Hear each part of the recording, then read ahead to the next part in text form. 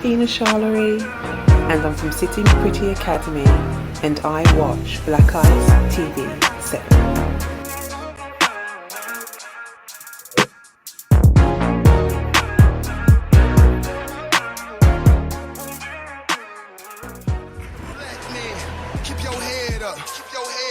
All the shit we been through, I know you fed up. This constant type of pressure, you ain't led up. This country should be happy we ain't teared up. Nobody love us, let us not pretend. No. Let us gain our independence and let us not depend. They'll never stop us now, they couldn't stop us then. This country lucky that we only want equality and not revenge. We need to invest in each other, how much you got to spend? If I needed your help, my brother, how much you got to lend? You got a black business, I support you. I'ma buy black, the block I want us to buy back. I'm trying to buy that, I'm trying not to get shot at in Babylon with a cop at. I need to see an all black Amazon I can shop at. Stop that, cause a black man is king, black man is God. Any black celebrity quiet, that man a fraud. Cause they wanna leave us with no blessings. I seen blacks get beat peacefully protesting, leaving the street bleeding with no weapons, or get COVID treated with no testing. I'm squeezing with no questions. Keep your head up, keep your head up. All the shit we been through, I know you fed up. This constant type of pressure, you ain't led up. This country should be happy we ain't.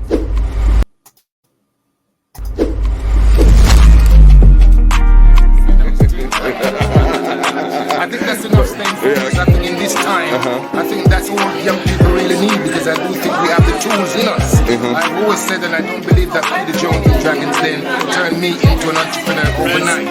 I was always me. But what you need is just somebody to come into your life to get the best out of you. So when I say that, I really do mean that. I think that it's just stay focused or find somebody to help you to become the best of you. Big respect. When I get home tonight, I'll be watching Black Ice TV 7, man. Big respect.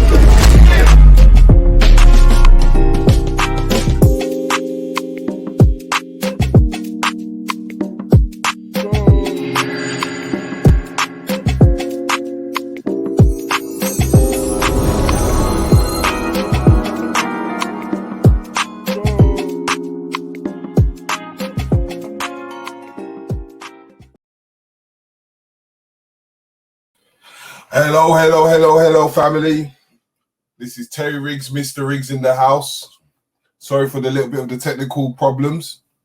Today we got a special guest, but before we introduce this special guest, this month is Black History Month in the US, so I'd just like to give a little demonstration of one of our tours that we did 2 years ago.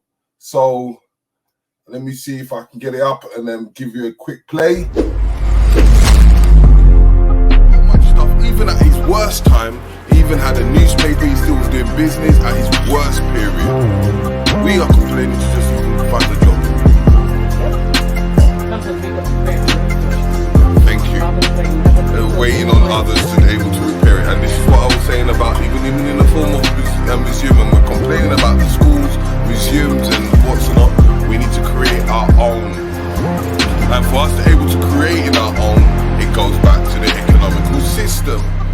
Myself, Omega, Axel. Anytime I'm in and around town, I'm tuned into Black Ice TV 7. Peace.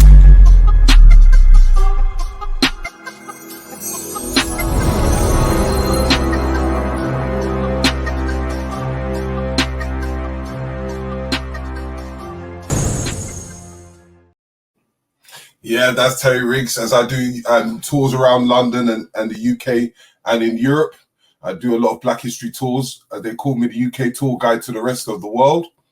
But today, we're going to be talking to someone very special in the fact that this is about the creatives and the people that are actually doing the groundwork within each different communities, whether it's in the US of A, or whether it's in the UK, or in Africa, or in the Caribbean. But we have some powerful people that we don't get to see. They're always behind the scenes and they're always hiding themselves.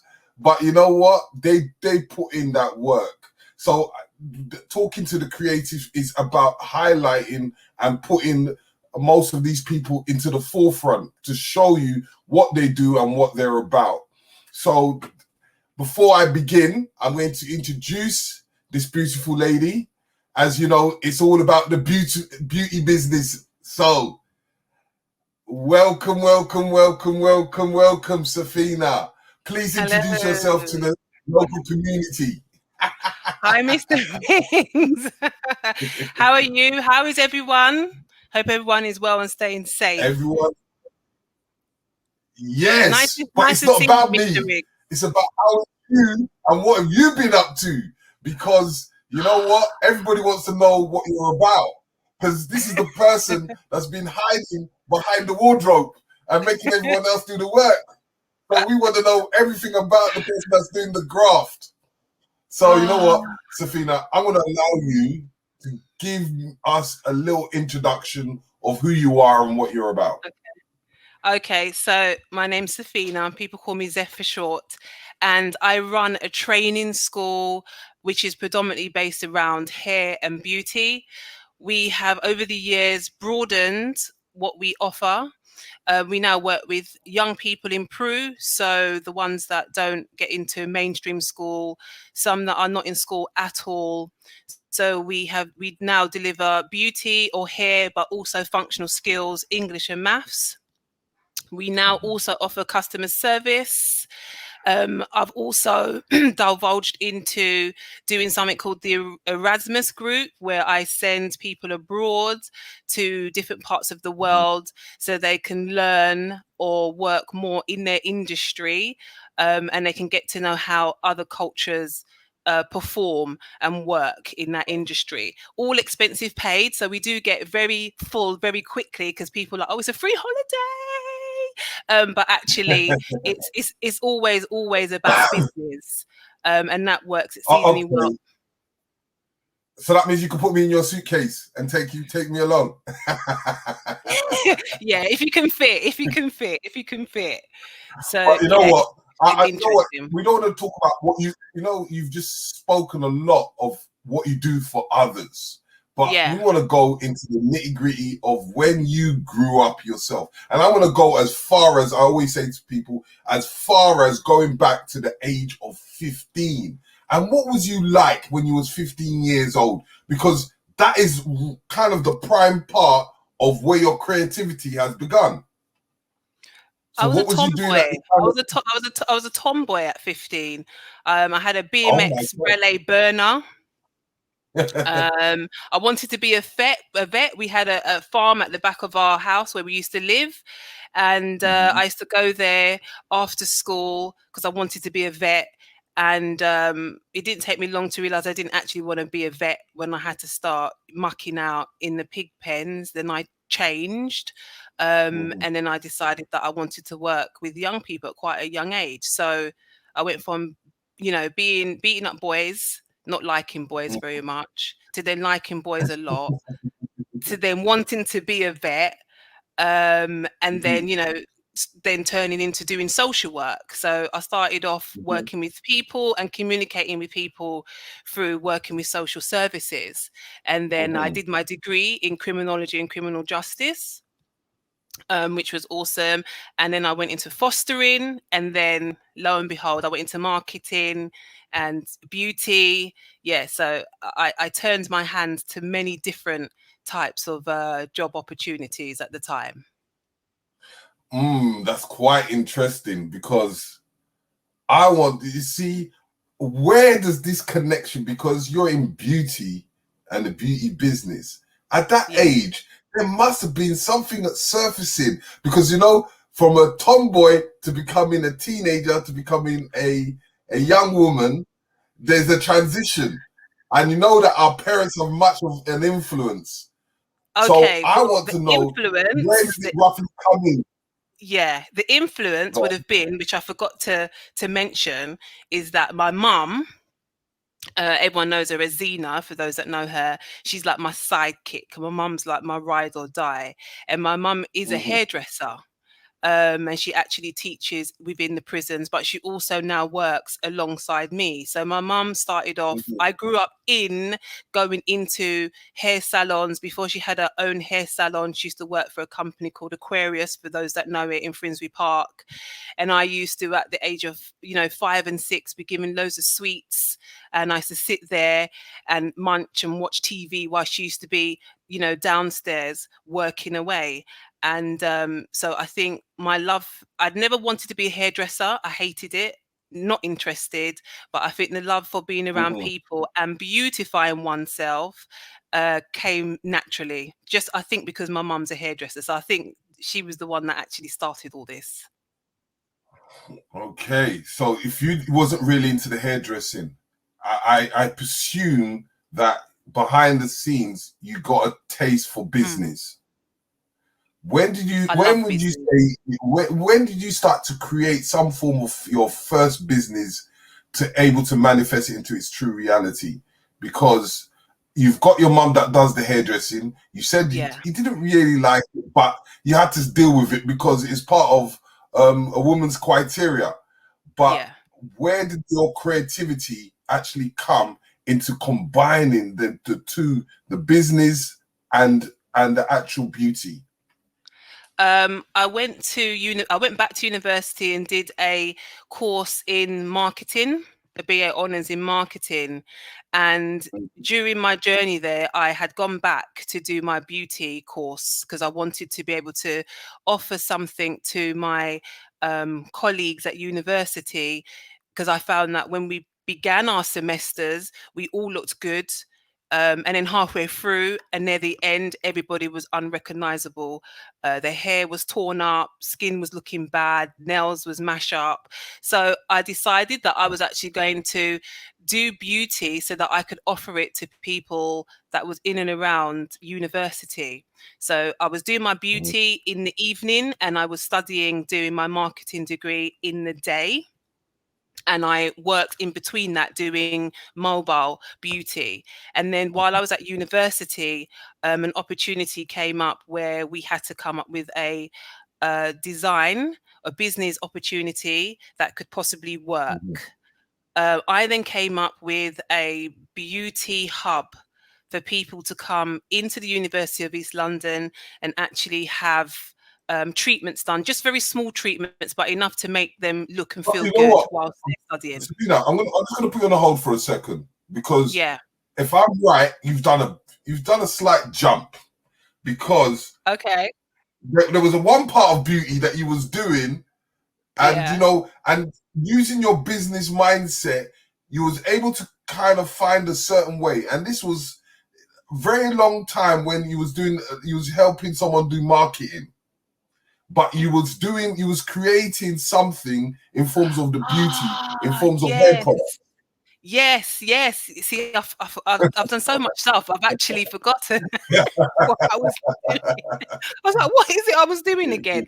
Yes, I came up with, at the time when Beyonce was doing her lace wig, trying to palm it off as it was her own hair, and we was getting into lace wigs, and I decided to come up with actually my mum helped me with this. Actually, we came up with a workshop where we was doing workshops and going around to hair salons and charging them quite a bit of money at the time for them to understand how to put on the lace wig unit safely and be able to take them off, remove them safely without damaging their hairline, because there was a lot of things at the time going around where people were shaving the sides of their hairs off and stuff like that, which was ridiculous.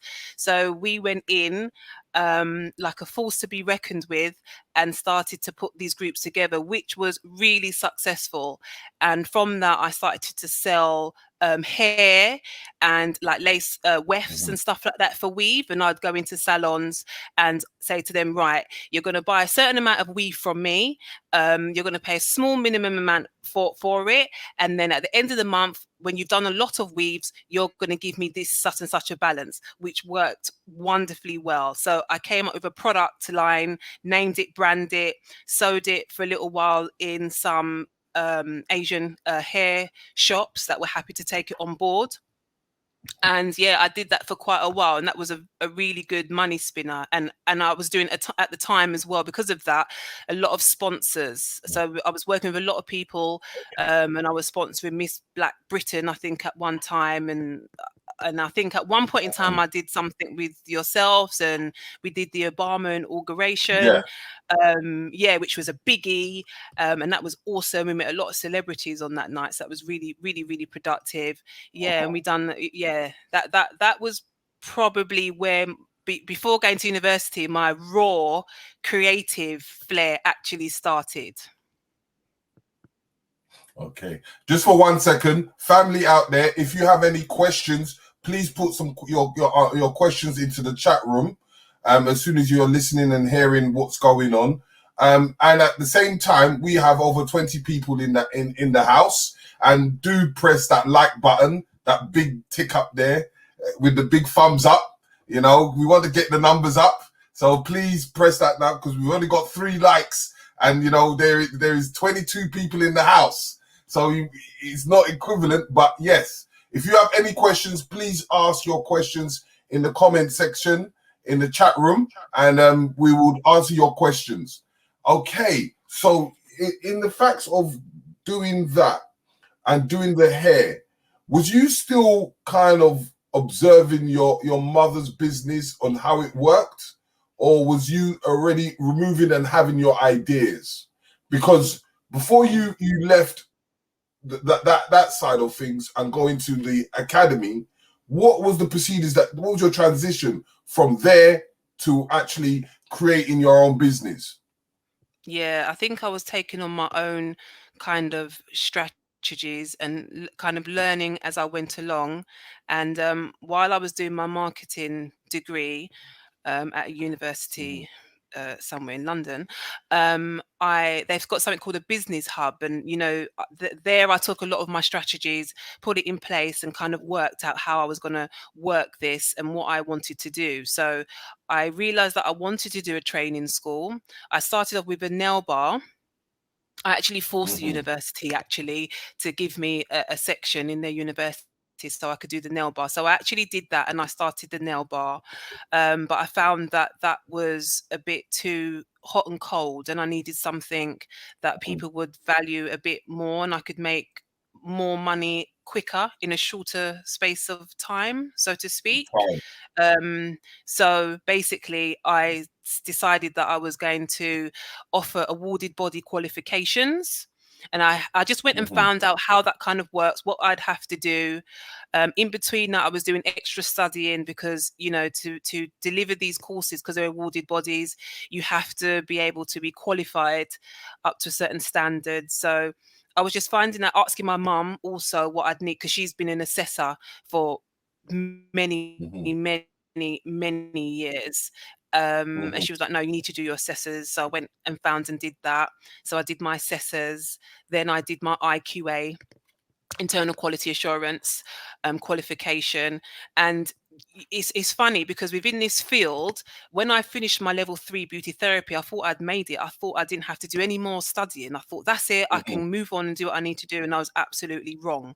So if you're getting into this field, is something that you, or just like you, even in terms of teaching, not necessarily having your own training academy, but in terms of teaching, you have to be continuously learning. If you're not a fan of education, then this definitely is not going to be for you, because you have to be current. And I'm consistently I'm going to ask a question here, though.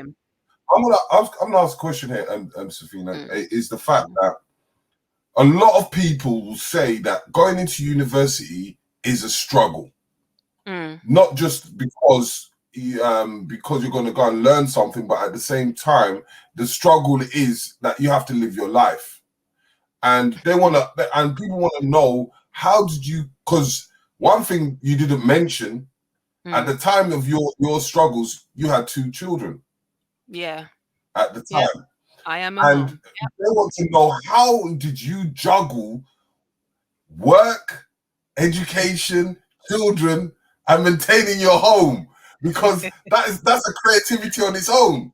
Yeah, yeah, it is. I think for me personally, I'm naturally a very motivated individual. And once I knew what I wanted to do, there was nothing that was going to stop me. And, you know, my family was so good. They were really, really supportive. So to be fair with you, they allowed me to progress in the way I needed to because I needed childcare because, you know, my youngest at the time was, I think, probably about 8 or 7. So I made a lot of sacrifices. My grandmother on my mum's side was always, you know, tell me off, and I'm not spending enough time at home with the boys, and you need to be at home with the boys. And she just never understood my hustle. But I worked a lot and I made a lot of sacrifices, and sometimes I did sacrifice my time with the boys, like watching them grow up at key, you know, times because I was at work all the time. I was studying. At one point, I was studying literally like maybe 12 hours, you know, a day at times, and then I'd still have to work because And I that's have to what I bring in mean. money. Yeah, so I didn't get much sleep during those like 3 or 4 years. Yeah, sleep was a cousin of death. In that critical point, what kind of advice would you give someone that is going through that, as they may have children and they want to go through the same path as in forms of the beauty business itself? What kind of advice would you give in that at that precise point? Business is not as easy as people think. I think people have a really bad misconception that all we do is paint nails. We do a lot more than that, and we have to know the whole anatomy and physiology of a body inside and out. And it's a very expensive industry to get into. The equipment that you're buying, the products that you have to buy are very expensive. Not that that should put anyone off, but you just have to be prepared and you have to be realistic on what you can do at that point in time. I mean, I did things over a duration of time. So as I was studying, every time I'd finish a module, I would then hunt for whatever it was product wise or equipment, and I'd purchase it. So by the time I got to years of finishing, I already accumulated a lot of stuff because I just bought it in sections as I was going along. But I would say you definitely need to have a good support background, especially if you have young children that can actually look after your kids whilst you're doing what you're doing. And I would definitely probably suggest, you know, if you're with a partner, having a supportive partner. You don't need to have drama. Drama doesn't work. Jealous partners don't work when you're trying to get to you know all about it. You know, as they always say, as the women will say, typical men. It doesn't work, and you have to have someone. I see a lot of the times women have really good ideas. I've been training for many, many years now, and I've come across so many types of women from all walks of life. And it always boils down to they want to do more, but they're in a relationship, and you know, sometimes the partners won't permit it. I was quite fortunate because I'm a very headstrong individual. So what I says actually was going at that time because I knew where I was going and what I wanted, and that was all that mattered. Okay, so you know, in saying that, right? But then financially, right?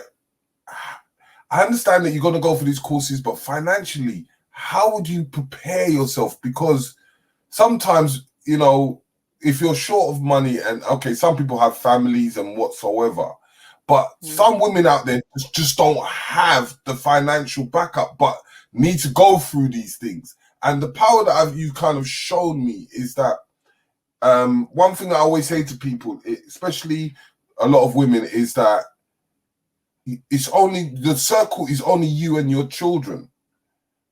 The male is just more of the extension to the situation, because if you don't be strong, because one thing that if you find in the statistics is that women mostly live out men.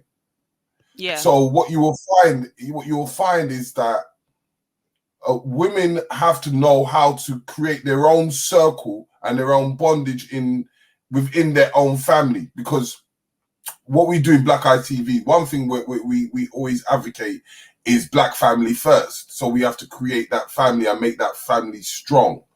But you know, in the forms of you transferring that same ideology, do you put that same ideology within every kind of concept of business that you create?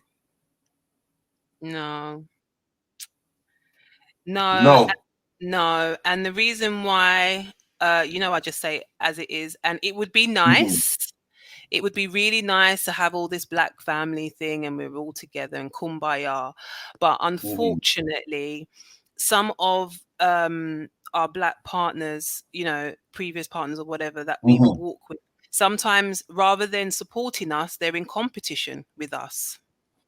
So when you're competing with the outside world, you're competing with other people studying, trying to get good marks, you're competing with people that might not want to give you opportunities to get where you need to go. You're also coming home and competing with someone that's supposed to be supporting you. So when you don't, there's no teamwork. There's no teamwork. There's a lot of I and not enough T. A lot of I, no we. And I always say, you know what? Go on.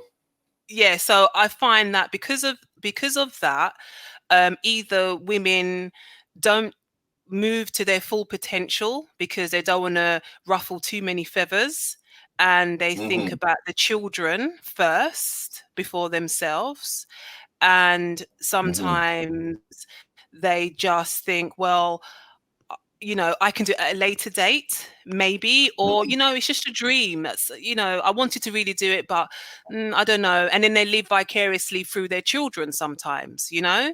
But I decided once I was getting into this industry that nothing or nobody was going to stop me from doing what I had to do. And the proof is in the pudding, because, you know, now I still have my business, but, you know, the partners that I had when I first started, they're not here today. So that's my prime example. You know, they get caught up in whatever they get caught up in, and it takes two to tango. So it's not just a one-sided let's bash men kind of thing. But I think when you are an entrepreneur, and I think this works both ways, when you are an entrepreneur and you're on that hustle and you are on that grind, it takes a lot of hours. I would be at work until sometimes 2-3 o'clock in the morning. I'd get home about, you know, 3:30, and I'd be back up at 6, and I'd be back in work for 7:30. And I was doing that for about 6 years or so, 6 or 7 years. I was running at that level continuously all the time, no matter what.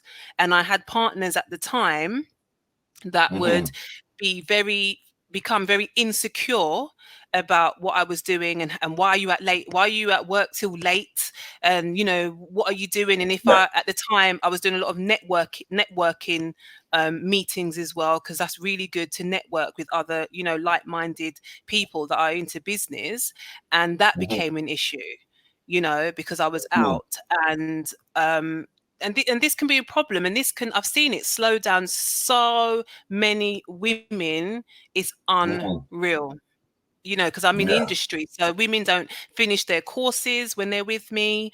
The dads won't look after the children so that they can come and study. You know, they'll go to the gym, they'll go everywhere other than be at home with their children. So this is the type of things that, you know, unfortunately, this is what we come across, unfortunately. So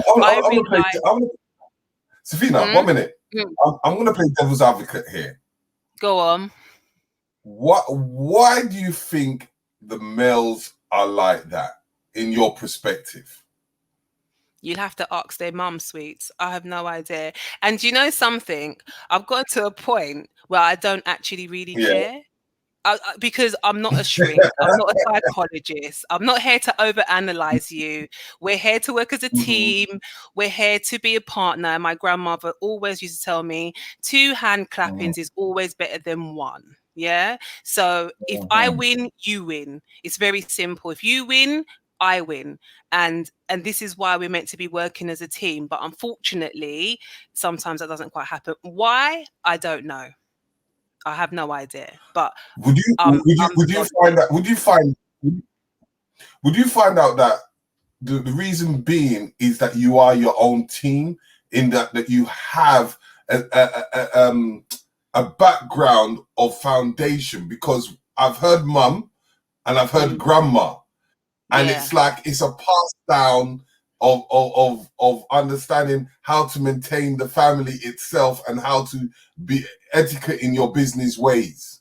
Yeah, definitely. Do you find it's that way? Yeah, 100%. The women in our family are super strong. They do what needs to be done. They make sacrifices where they must. And out of all that DNA came Zeph. And you know, sometimes I can be a lot more than they, and sometimes like, oh God, Zeph, you're just so much sometimes. But you know, they wouldn't have me any other way, and I wouldn't have me any other way. So I think because of the mechanisms that we have as a union, and we're really solid as a family, and we all support each other as a family, I think that it's definitely given me, you know, a big heads up and a big advantage and a blessing that I can sit here today, have this type of conversation with you today, and move forward in the way that even in COVID, it's still been really good for us in COVID, you know. And I'm always looking at and finding different types of strategies, different types of business. You know, I'll call my mum, what do you think? You know, is this a good idea? Should I do this? Should I do that? Even though I feel quite like I'm savvy as an entrepreneur, and I'm always coming up with different types of ideas that actually do work. You know, she's like, yeah, do this and yeah, do that. And the stuff that she says that I don't really like, I just don't do it. But the stuff that she tells me to do that I like, then yeah, I go ahead.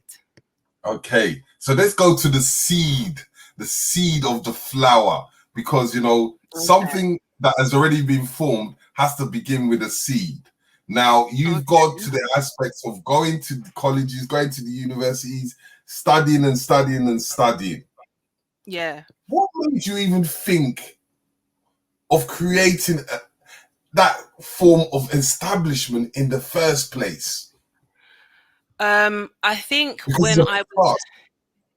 Say that again? I said it's a big task you've done. Yeah. It's, you know, something, it's really easy. I think it's much more easier to get into this, but it's much more harder to sustain it. And I think that people see what I do and they think it's real easy. When I was building my business, I had a lot of lonely moments, lonely times, no life. So whatever life you think you was having or had, that's out the window. I didn't really see many people. I just literally worked. And literally my whole concept was, I need to plant this seed. And the seed is, I can play later. But right now, this is a serious thing. And for me, time was always of the essence, although I was quite young when I started initially. But I had planned, what I'm doing today, I had planned probably about 15 years ago. So this is not something that I just jumped up and I was like, yeah, I'm going to just do this today. I planned this strategically. I studied, I went to work for FE colleges. I then went to work with private colleges because I knew I was going to do a private college at some stage. So I wanted to make all my errors in other people's establishments. I know that sounds really terrible, but literally that's what I was doing. But you know what? Steph, hold on just 1 second, because what you're showing me, right, is like a vision board. Oh, absolutely. And this vision board, if it started 15 years ago, that takes patience to understand that it's taking you 15 years, where some people would have quit within a few years or halfway through. But you said, I'm adamantly to get myself to get to that direction. So I just want you to know, you see that first plan that you created, I want you to explain that first plan, because people have to understand that this is a vision that you've put down to creating this business that you have. Yeah. I mean, when I used to tell people I was going to have a training school, and they were like, "Oh, why are you studying? Or why are you here?" You know, we do like a icebreaker. Why are you doing this? Why are you here? And I'd be like, "Uncle, I'm going to have a training school." They'd be like, "Is it?" And I'd be like, "Yeah." "Oh, do you think people would want to come to your training school?" And I'd be like, "Yeah, why wouldn't they? Of course they would. I'm doing the training." And I think I had, luckily for me, a lot of confidence because people around me didn't have as much confidence in me as I did in me. So I think if I'd listened to certain people, I probably wouldn't have started anything. I probably thought, oh, that's just such a silly idea.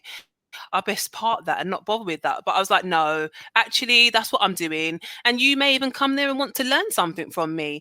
And I think it was just very flippant. People would be like, oh, okay, she's going to a training school. Great. Okay. And then all of a sudden I've done a training school and they're like, oh, you've done a training school. That's really good. So it seemed like it was something that happened quite quickly, but it was something that took me a long time to put together, but I absolutely knew what I wanted to do. So it's not impossible. I had very good credit at the time.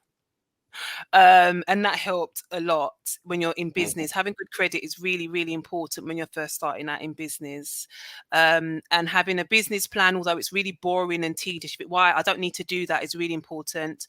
And actually studying and getting all your qualifications before you start is really important. Because when you start your business, it's going to be very difficult for you to concentrate and go to college or university at the same time, because all your focus is really going to be on building your brand and building your empire.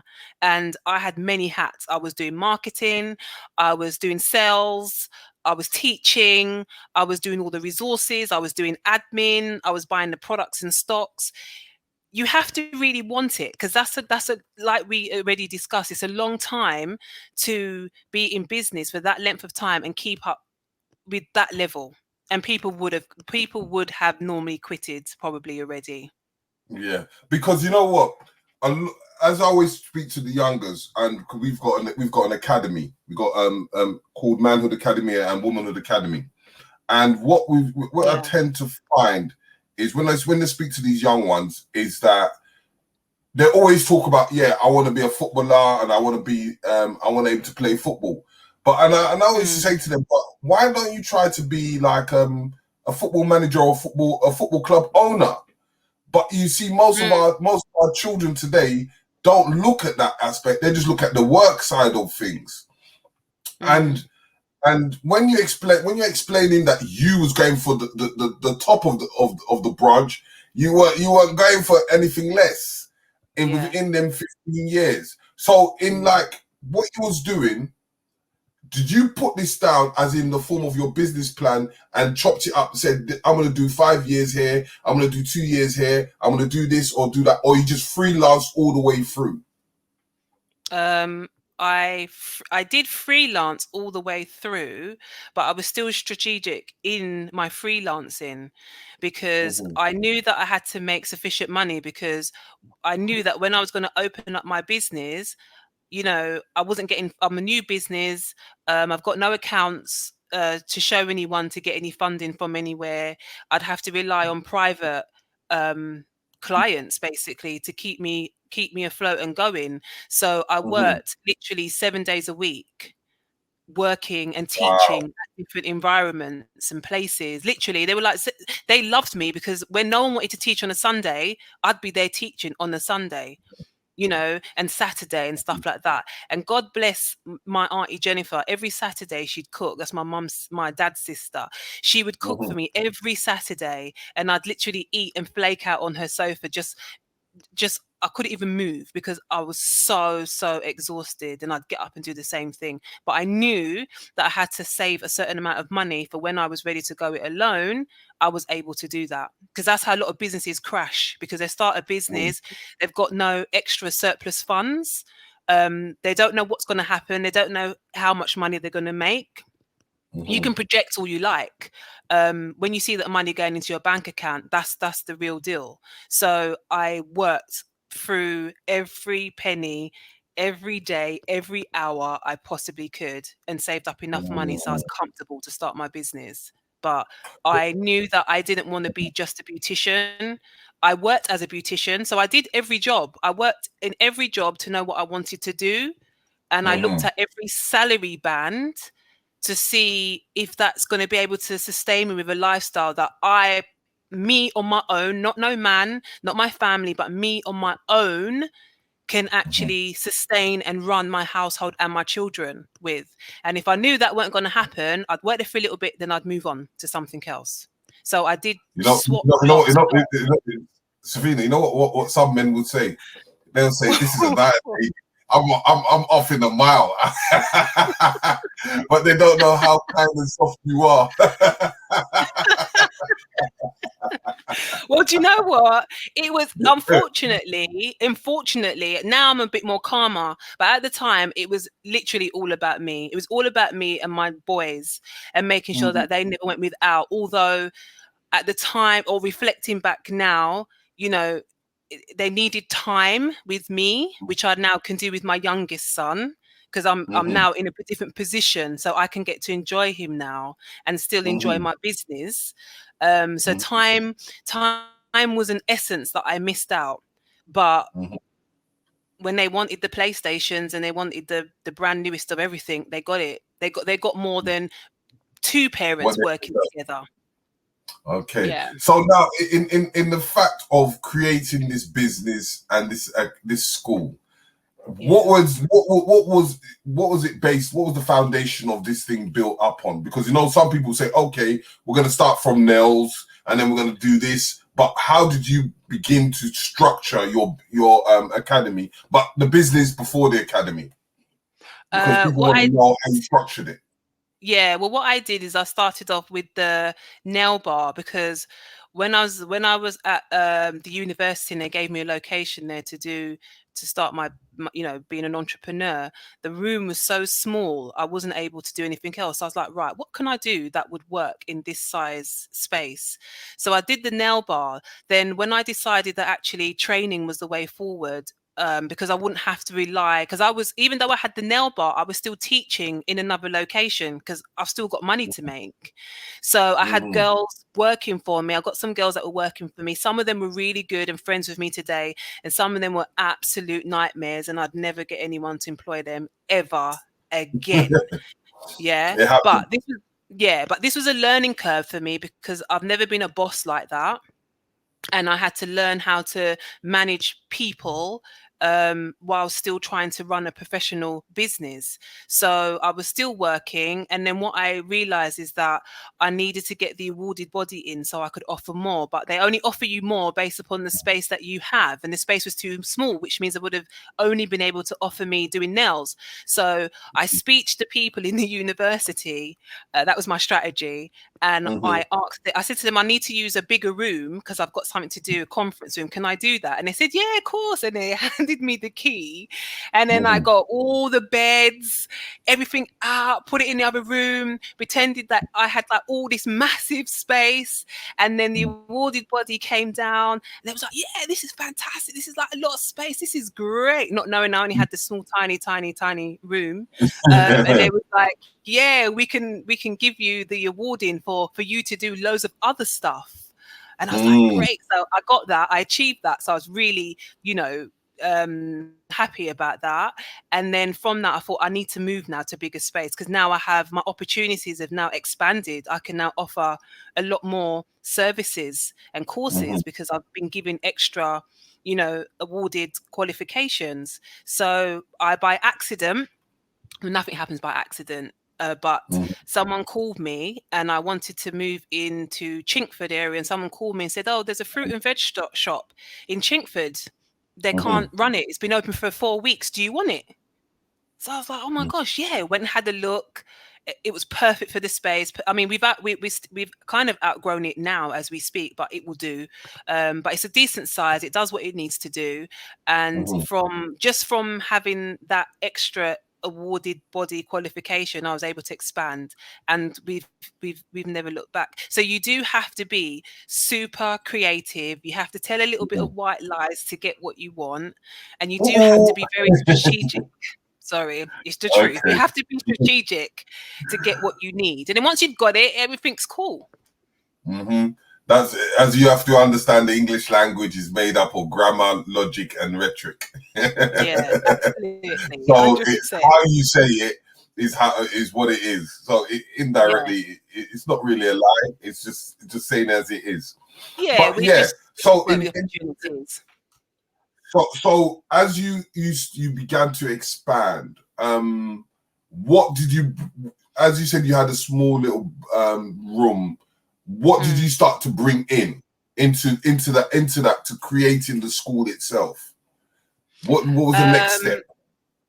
Well, obviously, I wanted to offer more courses, which means I'd need more equipment. But because I had done the beauty some years ago and I was buying equipment as we went along and I didn't wait to the last minute, I was able to obviously purchase some goods and stuff like that. So, and I just built up on that. I still worked for an organization once a month. I was doing customer service for apprenticeships in a gambling place. So I was going to Southend. So once a month I would drive to Southend and I would deliver training because I just needed to make sure I had enough money. And this was always my thing, you know. So once a month I'd have to shut the shop just so I can go and do this training elsewhere, just because it was good money and I knew that it would benefit Sitting Pretty. And that's the kind of stuff that I would do. But everything has to be gradual. If I try to go out now and buy all the stuff that I have in our training school, you know, it would be thousands and thousands upon the thousands of pounds, which for people that are starting new in business, that may not be obtainable initially. So Okay, starting small is good. Okay, so in saying that, the first course that you provided, your very first course, how did you create that course and how did you handle it? Because remember, when you do your first new course, you have to shift and change and improvise and putting things together because you're trying to establish the first course. What was that first course and how did you try to establish it? Well, this is where my entrepreneurial skills came into play because I was running a nail bar but couldn't do nails. I could do everything. I mean, I'm talking about acrylic nails. So I was good at doing everything else, but acrylic nails was not my thing. And what you used to find is that beauticians at the time could only do you was either a nail technician or you was either a beautician. And I was a beautician. So I couldn't do nails. So because I had the nail bar and I had the ladies that was doing nails, I just said to them, right, you're going to do your assessors and you're going to teach these people. And they were like, okay, cool. So they actually I formulated how I wanted the courses to be taught and they did the teaching. And then I was really hot on feedback from the clients, you know, from the people, the learners that were paying for the course. And then I used that so that I could see where I needed to move forward the next time around and how I could change it and perfect it. So what qualifications did you get after the course? Awarded body first we did the in-house qualifications, so I just did it with a small insurance company that would allow you to get insurance once you had finished. So I did, because to join with an awarded body is very expensive depending on which awarded body you go with. Some are hundreds and some are thousands for you to join, and if you're starting as a new business and you're not quite sure how this is going to pan out, it's better to do it where it's going to just cost you a couple of £100 or like £60 or £80, but still deliver high quality training. And then when we got more comfortable with what they kind of wanted and how we would move forward, then we moved to the awarded bodies qualifications, where they got bigger qualifications, which meant I could charge a lot more money for that. Okay, so in saying that, so you're doing these courses. Yeah. Did you have, besides doing the courses, did you have like a business that was attached to it, to the public? Yeah, I mean, we did commercial. We did have the commercial side, but I'm not really a fan of doing commercial stuff, really. Okay. I worked in commercial for a long time, so I could get my skills up and I was effective in whatever I was doing because I knew all I had in mind was training. I never wavered at one point in time. So everything I did, you know, working, I used to work in a wax bar in King's, in up in where was it? Yeah, King's Cross, which was awful because it was hot and sweaty, and I had to do like men's backs and like coming from work and stuff like that. And you know, and yeah, all that kinds of stuff. But I took everything they gave me, because everything they gave me is what I utilized in my business. So anything they gave me, I was like, yep, I'll do it. Yep, I'll do it. Yep, that's fine. That's not a problem. I did everything, because everything that I did mattered and counted for moving forward within my own business. So was there specific products that you used to work with, or was it just you created your own in-house products? I would have liked to have created my own products, but at the time it was just too much work. So yeah, it was just too much with everything else that I was doing, you know, as a one-man band. So in the end, I would, you know, take on the most renowned products, and I would use those. But even to do that, to become a stockist, we call it, is expensive. And I was using a product called Environ, and even to buy their machines to use the products with was like starting at $4,000. And then you'd have to do all the courses with those products. So they wouldn't allow you to just buy the products as a stockist. You'd have to do all the training, then you'd have to buy the product, then you'd have to buy the equipment. So even in terms of thinking of all these types of things, when you start a business, you have to take all these types of things into consideration. Okay, so in asking this, right? In your training, how many staff did you employ? I don't employ anyone. Everyone is freelance. Okay, freelance. So as in no, then reword this. How many freelancers did you have that created your team? Now we have my mum, and we have a lady called Norma, who is like, she's like my sidekick. She actually, I met Norma when I was doing having facials. I used to go to her many years ago, where I would have my facials, and I was like, Norma, why don't you get into teaching? And she's like, yeah, I think I'll try that. And she's absolutely brilliant. And Norma is my ride or die, because in this industry, you have people coming in, what we call them, sheep in wolf's clothing. Yeah. Where they come into your business to see what you're doing in your business and how your business runs and what resources you use, because they want to do the same thing. So they sometimes come with not the best intentions. So it's really difficult when you're taking people on board to deliver something that they are going to treat it as if it's their own, and not that it's just a pass through because they're doing something else. When I was working in people's establishments, I always treated people, thought I owned the establishments I used to work in, because I treated it as though it was my own at the time that I spent there. And I didn't disrespect anything. I didn't take anything I wasn't supposed to. Sometimes I'd bring my own stuff in if they were low on stuff like that. And so it's really difficult finding people that fit the bill. And I do find sometimes that, especially beauticians, they can be, I call them promiscuous, because they move from, you know, shop to shop. Whatever's happening in that one, and that's better, then they'll be gone. So you could come into work and have no staff all of a sudden. You know, so for me, that's why freelance worked. But by having freelance, you know, you never know quite what you're going to get. So learning to trust people was really important in business, and learning not to be too overly trusting, and, you know, keeping what you need to keep safeguarded for yourself, so that you're not totally exposing yourself or your business. Because people will come in and try and expose your business and then walk out with it if they could, or ruin it. So what would they say within your own business? What would they say is your speciality?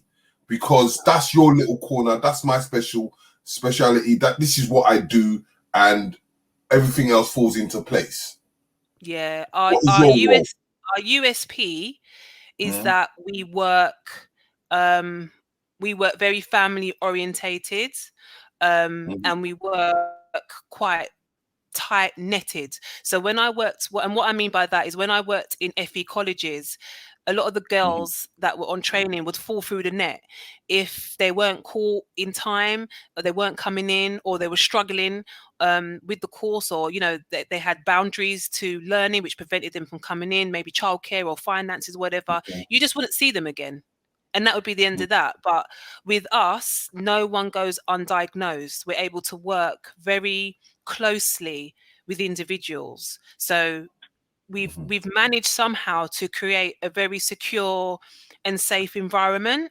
So as soon as people come into this environment, whether they were scared before about learning something new, by the time they touch into this environment that we've managed to create over the years, it's just like a different person. They come up with qualifications. They're a lot more confident in themselves. It's quite inspirational to watch. Okay, so in forms of creating that system, did it take you long to create that system to keeping to able to maintain the business itself? Because a lot of people, like I always say, is that they can buy a house, or they can buy a school, they can buy an establishment, but the biggest issue is maintaining it. How did you maintain that structure and to make it disciplined in the way it is? My concept to teaching, I think, is probably not run of the mill to probably most assessors. We're quite relaxed. We're very chilled. We're relaxed. We laugh a lot. We banter. Even though we're teaching you and they are learning, we still talk about women things, man problems. We get to amalgamate loads of different, what we call life skills into one. So, because sometimes they may come with an issue, and this might be what is preventing them from learning. And while we're doing a practical, we may talk about this, and then by the time they've finished the practical, they've achieved something, but they also are relieved because they've now been able to share this burden, so they can discuss it with us and talk it through with us. So I think we are much more than a training school of, academia. I think we're definitely about making people feel safe and secure, and a place for them to come and, discuss issues that they probably wouldn't necessarily get to discuss anywhere else. And I'm more of a solution builder. So I like to find out, well, okay, this has happened. So how do we get to that solution? How do we fix this? So I'm a bit more of a fixer. I don't like to hear moaning and droning. We do try to keep it as positive as possible. And we do a lot of positive affirmations, I am strong, I am beautiful, all these kinds of things that we're into. So we instill a lot of that, which I know a lot of places do not, because I've worked in a lot of places, and I know, because of what I do, I know a lot of teachers, and that's not something that they do. So I'm quite I feel quite blessed and happy that this is something that we can offer, and I can actually really get to tailor make how people should feel when they come into a training environment, because not everyone likes it, and not everyone is sure that they're in the right place when they're in that place. But by the time they come to us, Norma's fantastic. Norma has loads of different types of experiences and working with, drug victims and abuse victims and stuff like that. So she has a wealth of experience differently. I mix, as with many different types of people from all walks of life. So I can become like a chameleon and, gravitate with anyone and anyone. And I think that's probably what makes us unique, and people keep coming back to us. Once they're with us, they don't actually really want to stop training with us. So that's a good thing. It's a good thing. Okay, in a matter of fact of you saying that, we've got a group of women on our other channel, which is called International Sister Circle, which will be coming back in March. And it will be nice if you come back and speak to these women, because you have a few women on the panel, and we allow the women to do their duties and diligence, where it's a Sunday women's conversation. You know, Okay. all the men get out, even including me. Yeah, cool. That would be awesome. Yeah, most definitely. Yeah. So we have that every Sunday roughly around between 3 and 4. So on the Sunday. So that'll be good. But before we move on to the next, I'm going to play, because on this channel we call this Black Eyes TV ×2 is our entertainment channel, and we talk about the creators, and we talk about what's going on within the industries of beauty, fashion, music, and art, and all that kind of stuff. We always, within our sessions, sometimes we play a music video, we play an advert or whatsoever. So we've got a guy that we're going to be interviewing and talking about banking in Ghana. So I'm going to play this video, and then we're going to come back. And family, if you have all your questions, please get your pens and papers and start to flood in your questions and the answers as we still dig into ZEPHINA, because there's still more that she's got to tell us about, especially on the creativity side. So I'm just going to play this music video while we're talking. But yes, ZEPHINA, in forms of your vision, where do you think you're going to go with it in the future? Or what are you planning within just the teaching aspect of things? In my vision has been, and I didn't know why I had this vision many years ago, and I thought, why have I got this vision, where I was standing in a panel, like I was somewhere, like I was delivering some sort of teaching, but more based on the motivational. So delivering things of a motivational level to women. So I think that I'll always do teaching, and this is what it's at. But yeah, I think motivational speaking is where we're at. Okay, so let me just quickly play this video for the family. So and people, give your opinions on this guy. He's from the States, and we like to play a lot of our music artists that are up and coming. You know, the young ones, you got to help them out and promote our own as much as possible. So I'm going to play this video. So you just tell me what you think.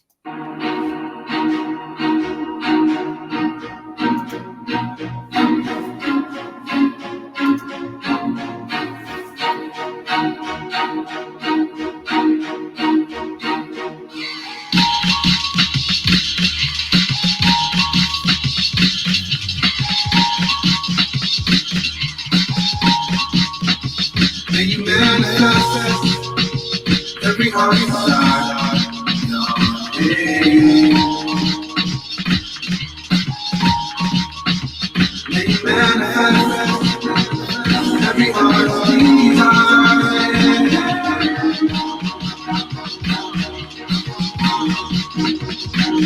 judicial systems and politicians are wicked. Prey on the innocent, poverty-like conditions. Popular protocol, populate compositions. Your whole existence is probably out the picture. They out to get you. Foreign DNA in your mixture. Never thought I'd be touring CLA with these lectures. Made the elixir for the people to paint a picture. Clear as day in their brain. We created the scriptures. Genesis, Deuteronomy. Who could rhyme with me on the subject? Keeping the eye on me. Whole society know what's up next. My sobriety flows entirely for the upset. Suppression of truth. Back in the booth. School of coons in the coop. Take them back to the roots. I'm a star like a monologue, not your kaboom. Coming hard, you should know the guard higher than you. Couple rappers in the game that I'm trying to chew. Couple countries on the plane, ain't I'm trying to view. I'm divine, you divine, what you trying to do? From my mind to your mind, let's align the crew. Cause every line is a sign, just combine the two. May you manifest every heart desire.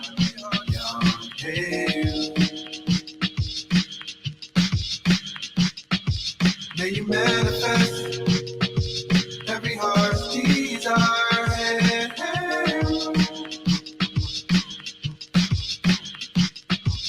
the generation of change. No longer we see meditation is strange. Maybe in different lanes, but the destination the same. Future seeing the wave, you hella late in the game. Gotta deal with the pain, repeating it is the same. Who protecting the culture? Who deflecting the vulture from scooping up all the folks up? Who you respect the most, influenced by and promote? Cause few and few of our role models moving and still a spoke of. For you there's no love. Black civil rights movement got you confused with the rules of the illuminated, like who's related to who. Since the age of 2, made it fool what they say in the school don't pertain to you. Taint the truth, they playing it cool. Since the age of the noose, we've been making the news. Crooked cops running blocks now, spraying your boo.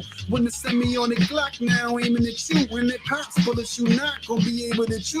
May you manifest every heart's desire. Young, hey you.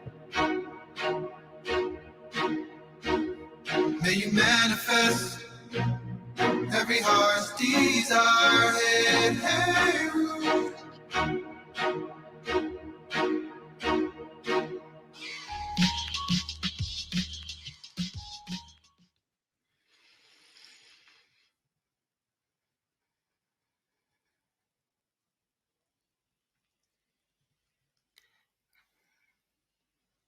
Can't hear you, Terry. A minute. I'm trying to get everything into place. Yes, family. I hope you enjoyed that song there. What do you think about that? Can you hear me, ZEPHINA? Yeah, I can hear you. Yeah. I said, what did you think about that? Not really my genre. Truth. Not really my genre. Not really my genre, but he's creative. He's creative. He's creative, but it's not something that I would be rocking to in my car. But you know, kudos for him for doing his thing. Okay. So yeah, he'll be on the other channel and he'll be coming on the creative because he's a very creative person in the States. So he's going to be this is the show that will be on at 10 o'clock on the Black Eyes TV channel. So it'll just be Black Eyes TV on its own. And they're going to be talking about banking, financial banking, and talking about cryptocurrency and more in Ghana itself, as well as working with the people in the African diaspora in the UK and in the USA of A. So don't forget, go to Black Eyes TV, put your reminder, press the like, and you will see it there at 10 o'clock tonight. Will be a big discussion on that situation. So now, before we go into it again, we're going to terrorize ZEPHINA once more and get some more information, because we need to be educated out here. So we need as much education as we can get for free. So we can set our own business up. To help. You know, our counterparts have always replicated our work, and we haven't said nothing about it. So why can't we replicate our own work? But yeah, in saying that, right? Looking at the situation of the academy. Now that we kind of, how many courses, by the way, do you do? Oh gosh, we do hairdressing. We offer NVQs, which is like the highest level in vocational qualifications. So we do hair, we do beauty, we do nails, we do massage, we do Botox, we do fillers. We do customer service now. We do business studies, functional skills, English and maths, assessors qualifications, IQA, and teacher qualifications. Okay. Yeah. So we'll be looking at the website and seeing all that lovely jubbly stuff that you're doing. But before we go there, I know you've got this academy, but I know you've got a mind of an entrepreneurial mind in the fact that you like to do other stuff. What other stuff are you up to? Let's put that mind. I have a book that's coming out. Hopefully, it's with the publishers at the moment, and we're just trying to sort out the photo shoot for the front cover, which has been debatable and what should go on the front cover, but because of COVID, it's kind of slowed it up. So the book is called A Guide to Running a Training School. And really, when I wrote the book about 4 years ago, because that's how long it's taken. And the book was more when the book has been read by a few people, including the publishers, and it came across as though it was a lot more motivational. At the time of writing it, I didn't think it was motivational. I was just really writing about the highs and the lows of running a training school, and the sacrifices you have to make, you know, family, all these kinds of things that people sometimes don't think about when they're entering into a business. You know, being a woman, being a female woman of color as well, you know, how that impacts things. And, you know, being asked to do, I mean, when I first started to do my business in, I'm not going to say the place, in a certain university, the amount of things that they asked me for architectural drawings of a layout of how I was going to, where I was going to put my beauty beds, where I was going to put plugs. They wanted a million and one things, and people next to me were just moving in. You know, it's fine. But for me, I had to do, so I went and got an architect, and I gave them the architectural drawing. There you go. What's next, darling? So it's taught me to be quite ruthless. So I've spoken about a lot of things like that. I've spoken a lot of things about that in my book, and how challenging it can be, and how you have to kind of really dig deep as an individual to make these kind of things work, and want it bad enough, and don't give up. There were times I wanted to give up. There was a time, I think maybe 2 years ago, I said to my mum, I don't think I want to even do this anymore. So you do get to that point where you feel like you're knocking your head on the wall. We've had working with providers where we're doing all the work. They're taking all the funding, not paying us. I've got 2 providers at the moment that owes me a hefty sum of money, where we've trained students and they've taken all the money and not paid. So these are the things, you know, what do you do when you're not getting money for like 6 months? You know, but you've got students coming in every day, sitting down, using resources and stuff like that. These are the kind of things, the dark side of a training school that people never see, because when they look through the window, they push the door and they come in and say, "Hi Zeph, how are you?" And I'm like, "I'm fine." I'm all smiles. So sometimes when I get home, I don't want to actually smile, and I don't actually want to see people, because my job is to do that every day when I'm at work. You know, and these are the kinds of things that I talk about in the in the training booklet. Things that no one wanted to tell me and show me. I've actually written it down for you guys. You're gonna have to buy it though, unfortunately. But I've written it down for you guys so you can kind of see if that's the route that you want to go down, possibly. Because you know the funny you saying that in terms of certain beauty and fashion genres, what you will find is that a lot of people get paid every 90 days instead of like a weekly or a monthly base. So when it comes to colleges and universities and things like that, they tend to suspend their period of time of payment, and some people may not even last a month. Do you know what I mean? Because of the amount of materials that they've got to use or spend on. So I understand that side of things. But in saying that, at the same time, what kind of other programs do you give programs or help youth in its perspective? Yeah, we do a lot of programs for young people.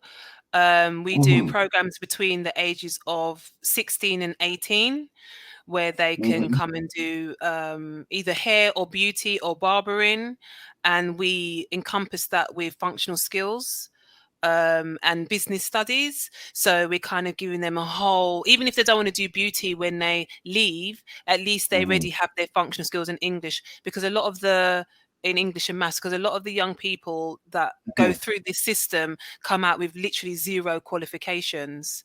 So we try to bridge that gap, where even though their home life may be a bit chaotic and disorderly, but at least when they come here, there's some form of stability, and they can gain a qualification, you know, whilst doing so. That's quite So, interesting. yeah. So have you had some of the young girls that have gone through that? Have they actually come back again? We don't get well, what happens is they can do a Or level referral? 2 and a level 3. They normally stay on to do a level 3. Now these are young ladies who don't have any qualifications, never been interested in going to school, you know, probably been in trouble with the law on numerous occasions. Sometimes we have young mums. We've been known before to because we was desperate for a young mum to not miss out on education. Her people who she was with was supposed to, you know, house the young baby, and they didn't. So we would actually, sometimes I'd be holding the baby while she's actually studying, and we would take it in turn. Sometimes I'd give the baby to Norma, then sometimes to my mum, just so that she's not missing out on her education. So, you know, we do things of that. Sometimes it's not very orthodox, but we just want them to study at any cost possible. So we do things like that. Okay, so what is hanging in for the future of Zeph? What is the Zeph or Sitting Pretty? What's the future plans? I'm separate. You know, I'm separate, you know. Zeph is Zeph and Sitting Pretty is Sitting Pretty. I've learned to separate myself now, Terry. Okay. Ooh. So how have you learned to separate yourself? Because I want to know how to do that. Because I don't think, as men always say, you know, we don't know how to multitask. So we have to learn from the best. Listen, separating myself from Sitting Pretty was one of the most difficult things I could have possibly done. And I had to realize that I am Zeph, and I need to be kinder to Zeph, because I wasn't being kind to Zeph during my years of building my business. So Sitting Pretty took over. Yeah. Oh yeah. Sitting Pretty took over, most definitely. Yeah, absolutely. Yeah. So now Zeph has a life. And I don't work as much days. But that comes with time. That comes with time, I think. Yeah, that comes with time. And letting go and allowing that your business can still go on, even if you're not running it 7 days a week. Oh, because a lot of people ask that question. Family, if you have any questions to answer or ask in its format that you want to ask about the beauty profession and how it is and how to even get in contact with her, and you know, at the same time, I've heard some people say that they would love her to come on board and come and speak to some of their women. If you have any questions, please put it in the chat while I am looking for something. But as Zeph said, she wants to speak out to most of the people that have helped her in every situation of the building of the academy, and others that were influential to her. For example, Zeph, give us one of the famous names that has helped you in your direction. Yeah, this is what I call the gratification. This is what I call the gratification shout out. Yeah, so I can't name every single person, but I'm just going to round it up. So these are the people that I'm naming that I'm absolutely grateful for having you in and around my life at some stage. So I first and foremost want to give a shout out to LSM Book Publishing, and they are the people that are publishing my book at the moment. This is not running in an order of importance. I've just written it down, so I'm just speaking it out. I also want to give a really big shout out to any of my students that might be listening. Without the students, there's no academy. So they are always my first priority. So big shout out to you guys for wanting to change and inspire yourself with a new career. My friends and family, listen, they know I love them like cook food. My aunts, my uncles, my grannies, my mum, my dad, my sons, although they drive me mad, but I love them too much, and I'm really grateful for them, because without them, a lot of what I've had to do over the years may have taken me a lot longer to do. I won't say that I wouldn't have done it, but it would have taken a lot longer for me to do. I want to say a big shout out to Dee Dee Beats. She came today and did my makeup. Young 20-year-old young woman who's really into makeup, hard worker, really inspirational. So I want to say a big shout out to her. Also, Dolly Angel, she's brilliant at doing hair. So I want to say a big shout out to you also. Anton Ford, Ryan Gordon through the Thirds. These are the people who are really inspirational. We do a lot of talking, especially with Ryan. We do a lot of strategy, business ideas. What can we do for this? How can we change it? So it's really important to surround yourself around positive, like-minded people. Get rid of the people that aren't talking your language. I also want to do a big shout out to Green on the Green in Chinkford. Tasha, we talk a lot. She's really inspirational. She lets me know when the business grants are out. So big up to you, Tash. Sharon, who owns their salon, she's another go-getter, really inspirational woman. She's got children as well, has been through a lot of experiences, and she's awesome. Love you, Shaz. Want to say a big shout out to my mum, Mummy Dairies. Yes, I love Mummy, you. Mummy Daily. Mummy's been the seed to all of this. Yeah, I've got to take my hat off for Mum, because even when we was at the big show at the what's it called, what was that one that was near the bridge, the Blackfriars, and Mum was working hard. What was that award ceremony? And Leah Long was there. Oh, Miss Black Britain, when I sponsored Miss Black Britain. And I saw your mum was working it down. And I said, you know what? Yeah. You know, out of the bottom of my heart, I have to run to the shop and be a servant to Mum, because she puts in the work. You know what? My mum puts in the work for everything. She puts in the work for my boys. She puts in the work for me. She put in the work for Sitting Pretty. Anything that Zeph is associated to, she really does put in the work. So I've got to say, big up to Mum. Also, I want to big up Elizabeth Duncan. She does my massages. She's a brilliant massage therapist. So anybody that wants to have a massage or needs someone to come to them, or you want to go to somewhere, just let me know and I'll give you her details. She's awesome. So Liz, I want to say thank you. And she gives me all my my amethysts, my stones and stuff like that, because I'm into all that kind of universal stuff. Chakras. Chakras. And also I want to big up and say a big gratification to Norma Ellis, who is my side rock at work. She gives me loads and loads of jokes. She's so funny. And Norma is a real inspiration to many women, and she's for us as women, and I love that about her.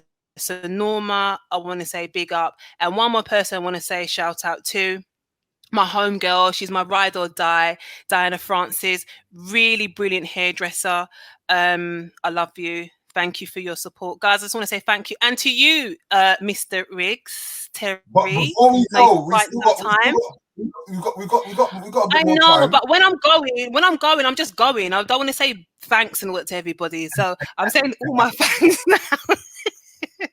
So thank you, Terry, for choosing me as being one of your guest hosts, and I am truly appreciative of that. So thank you. Okay, so before we head out, and we've got a little bit more information, Okay. I just want you to elaborate. At the end of the day, the telephone number for the business is 0203 417 4042, and you can say, and then you can. The email is hello@sittingpretty.com. sittingpretty.com, and then we're gonna go through as this is the home page, as we can see, all the work that she actually does, from the massage, the fast tracking course, and whatsoever. There's the number once again. There is the MVQ. Give us a little breakdown on the MVQ. So NVQs are the top end of qualifications. They tend to cost more money because the units are a lot more larger. So if you're going to apply for a job, NVQs always look a lot more appealing to your people that you're going to apply for a job for. So yeah. Okay, so then we're going into the other part, which is the beauty. Give us a little breakdown. So there's different types of beauties here. There's fast track courses. Not everyone has time to sit down and do, you know, months and months and end of training. So it gives you might just want to pick one particular unit. You just might want to do a bit of waxing, or you might need to refresh on something. So here you can kind of do littler courses to kind of get your money in, because you may decide that you may want to specialize in something rather than doing a whole course. So this is where this becomes quite good for people that may want to specialize in something niche. Okay, what about massage? Yeah, I need one myself. I might have to find my way down there. Not to me. No. I could be the lab rat. Yeah, so massages for people that kind of want to do hot stones, Swedish. We're going to add some new massages on there. We're going to start doing some Thai massages and some kind of some more different kind of specialized massages. So that will be new. That will be adding onto that program. So the fast track courses, those are people that kind of have an understanding about beauty, but don't have the time. They might be off for a week, 2 weeks, and they would just want to get in, get it done, and get out. So that's for those people. And then teaching qualifications. Yeah, so for people that want to be like myself, that teach learners, you might want to do your assessors, your petals and things like that. So it gives you a whole breakdown on different teaching qualifications. The assessors, I may add, and the teacher's qualification is a generic qualification. So not everyone that will be listening obviously will be beauty and hair led. So in order to do that course, you do not have to be specialized in hair or beauty. It's a generic qualification. You just need to be specialized in whatever you're going to teach. So if you're electrician by trade and you have qualifications, then you would be assessing as electrician. Okay. Special courses. What's on there? Oh, the special courses, we haven't put anything on there yet. On there yet? Okay. Yeah, but the special courses will be things like micro needling, micro blading, those kind of more specialist courses for people that kind of want to get a bit more. Them courses are like your level 4s, so you'd have to be trained and proficient in a level 2 and 3 before you could literally do those courses. Okay, so what about the apprenticeships and the beauty therapy? I must change that. We don't actually really do apprenticeships anymore, just because we just don't, and it's a lot of paperwork for what we get paid. I've got to keep it real, got to keep it honest with you. And we've now found other ways for this to work. So this is kind of where the Erasmus program would probably work better, because people are not stuck on having to get paid a minimum wage. They still get paid an allowance. They go off a couple of weeks, they learn something, all's good, they come back with a different experience. Okay, so this is the contact family. If you need to contact, and you can rewind and able to see the contact of the telephone number, which is the telephone number is 020-3417-4042. And it opens from Monday to Friday from 9:30 to 5 o'clock, or Saturday from 8:30 to 3 o'clock, and definitely closed on Sunday. So we can hijack her for the International Sister Circle. Well, that's a good thing, isn't it? But yes, if you want to go to her website, I will put the link in the chat. Just get hold on, let me come out of here, and able to put the link in the chat for the website. So if you need to contact her as soon as, and you need her to come and show the women around you and show about what she does as we're going through this pandemic and this, you know, we need to highlight most of our creatives who are actually doing the work in the community and doing as much as possible, family. So please hit that like button, share, like, and subscribe, you know, and all that lovely jubbly stuff. But let me highlight it once again, that there is the website, as you can see. So please go to the website, check it out. And if you want to have a one-on-one consultation or discussion with Seth, I'm gonna decide to be her agent. Listen, there's a line, you know, there's a line of people that want to be my agent. I know what I'm gonna do. I'm gonna speak to Mum. I'll bring her 4 cows and a mule.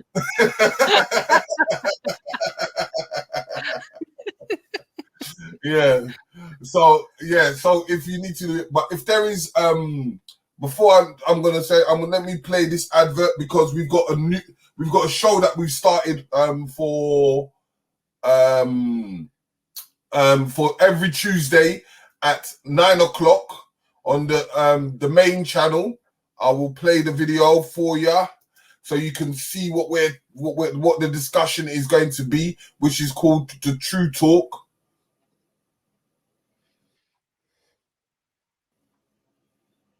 I'm just waiting for it to upload. But Seth, if there's anything you need to say, what would you like to say? What kind of advice? Stay focused. I tend to try and not say too much of what I'm going to do until I've done it. So you don't. Oh yeah, I want to say. Oh yeah, there's someone else I need to say a big thank you to, Terry. Big thank you to Terry. I want to say a big thank you to my haters. In business, you're always going to have a lot of hatering. So I just want to say thank you to all the haters. I love you a lot. And without you, there's not much motivation for me. So keep doing you so I can keep motivating myself. Thank you. Yeah, that's all I wanted to say. T. Yeah, that's all I wanted to say. T. All right. Let me just see if I can get this advert up. Hold on, before we head out.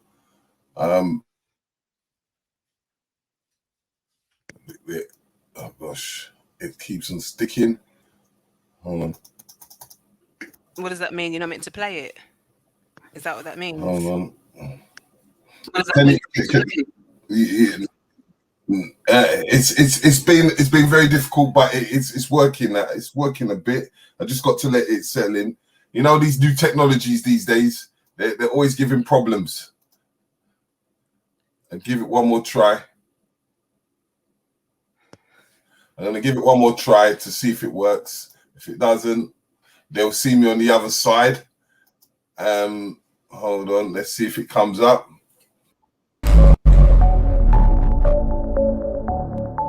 There you go.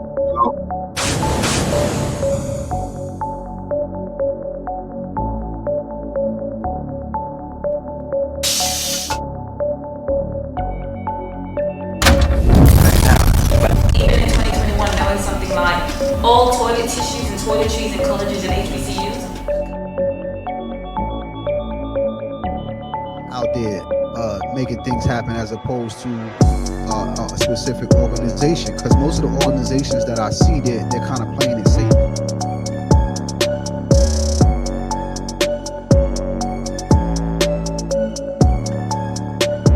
And qualities in leadership, for me personally, has to come from people who are not emotionally led.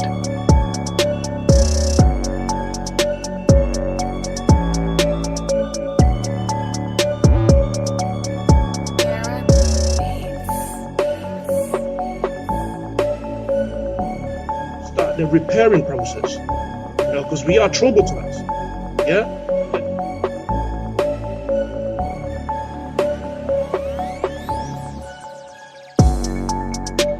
The system and then go to work for them, because the kids is looking at you like, wait a minute, I'm ready to move, but you want to work.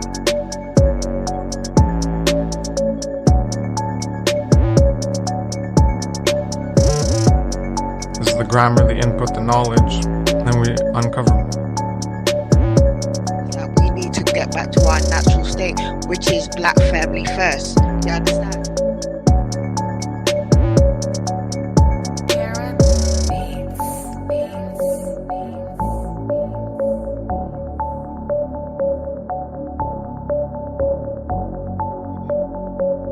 Black family, then I don't know what you're talking about.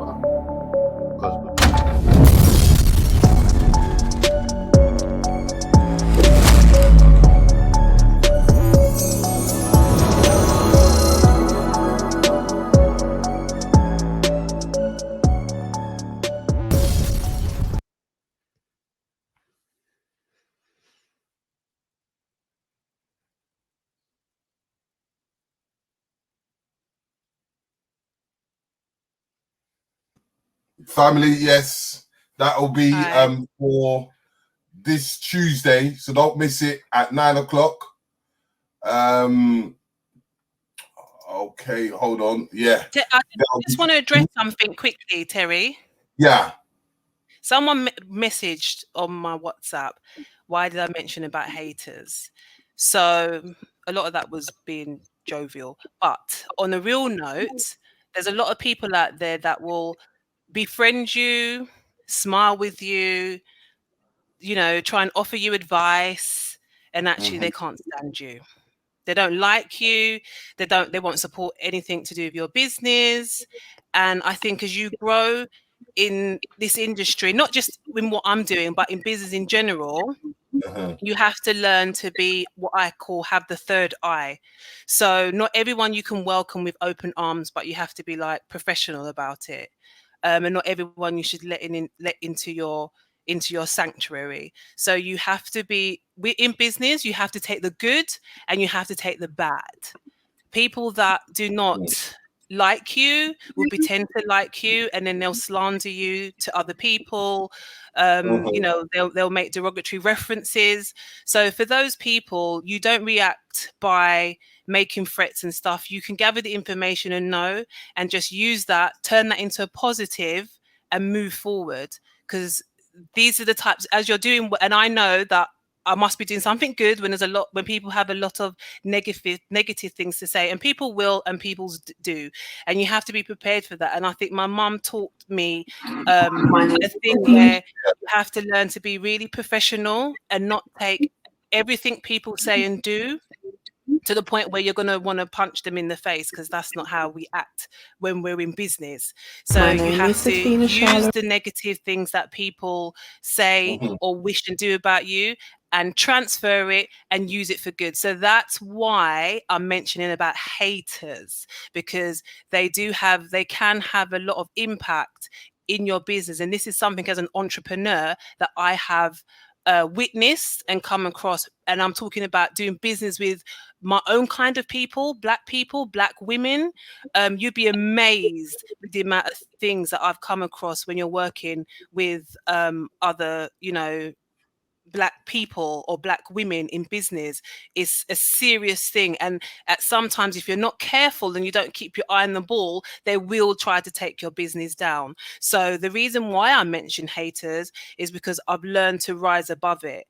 I joke it, I mimic them, and I laugh about it because I'm obviously at a different level and a stage now. But when you're in business, it's something you have to it's something you'll experience. It's something you have to think about, and it's something you have to be 100%. conscientious about.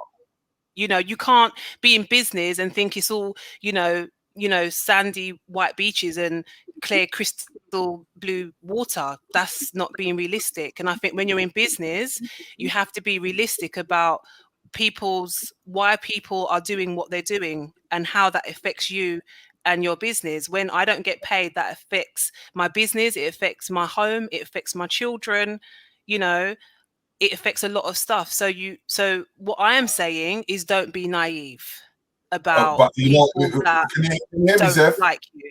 Yeah. Can you hear me? One thing you've got to understand, one thing that everyone has to understand in life is just one word: love.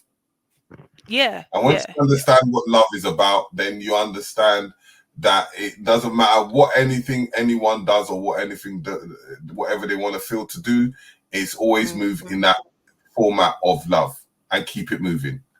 But I'm gonna head out and end the show.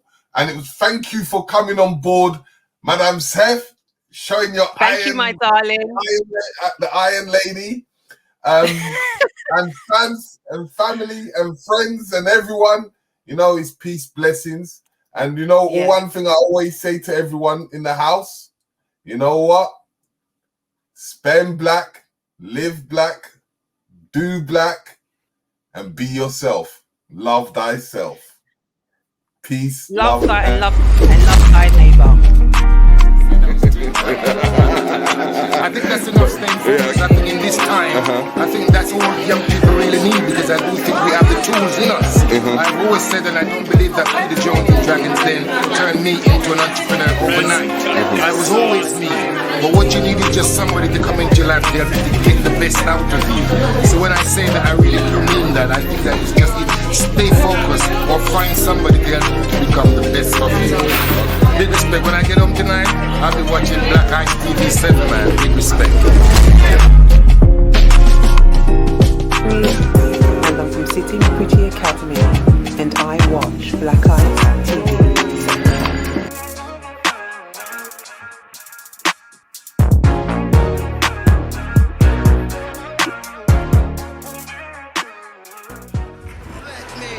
Keep your head up. All the shit we been through, I know you fed up. These constant type of pressures, you ain't led up. This country should be happy we ain't teared up. Nobody love us, let us not pretend, no. Let us gain our independence and let us not depend. They'll never stop us now, they couldn't stop us then. This country lucky that we only want equality and not revenge. We need to invest in each other, how much you got to spend? I needed your help, my brother, how much you got to lend? You got a black business, I support you. I'ma buy black, the block I want us to buy that. I'm trying to buy it, I'm trying not to get shot at in Babylon with a cop at. I need to see an all black Amazon I can shop at. Stop that, cause a black man is king, black man is God. Any black celebrity quiet, that man a fraud. Cause they wanna leave us with no blessings. I seen blacks get beat peacefully protesting, leaving the street bleeding with no weapons, or get COVID treated with no testing. I'm squeezing with no questions. Keep your head up.